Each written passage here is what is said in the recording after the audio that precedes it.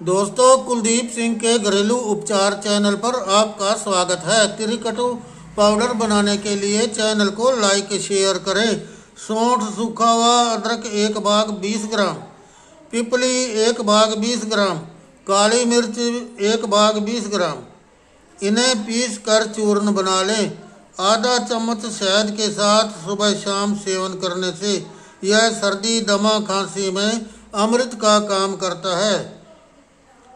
सौंठ, पिपली और काली मिर्च पाचन अग्नि को जलाते हैं, भोजन को अपाच्य नहीं होने देते, शरीर में जमा आम, जहर और चर्बी को बाहर निकालते हैं।